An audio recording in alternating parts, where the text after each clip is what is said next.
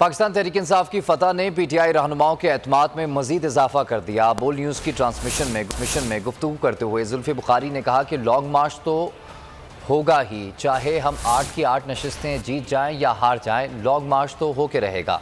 जरताज गुल बोली कि अल्हम्दुलिल्लाह इमरान खान की जीत हुई है, पाकिस्तान तहरीक इंसाफ की जीत हुई।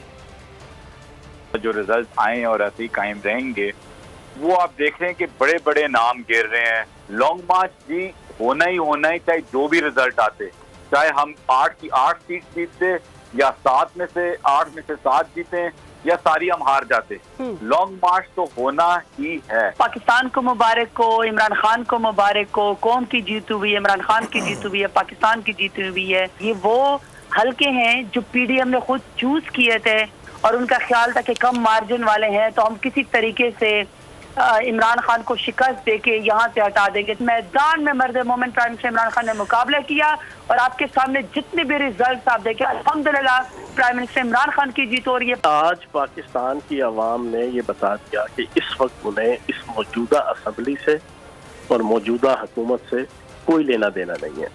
उन्हें गर्ज इससे है कि उन्होंने इमरान खान साहब ने जो आइडियालॉजी दी, जो सोच दी, जो फिक्र दी, जो रास्ता दिखाया, वो चाहते हैं कि पाकिस्तान को हकीकी आज़ादी की तरफ लेकर जाए। GOI और NP पहले और दूसरे नंबर पर रही हैं, आज वो इकट्ठे हैं और PTI उनको शिकस्त दे रही है। तो मार्जिन के लिहाज से तो शायद आपको ये चीज़ बहुत कम नजर आ रही हो, शिफ्ट के लिहाज से बहुत बड़ा शिफ्ट। सबसे बड़ी कवरेज, सबसे बड़े पैनलिस्ट, तब तक ये रजीम चेंज रिवर्स नहीं होगा, लोग इसी पैटर्न पर चलते रहेंगे।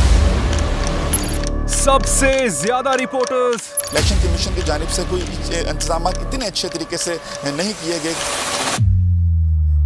बोल की रिवायत, सबसे पहला नतीजा। तहरीक इंसाफ के उम्मीदवार इमरान खान साहब यहां से भी आगे हैं।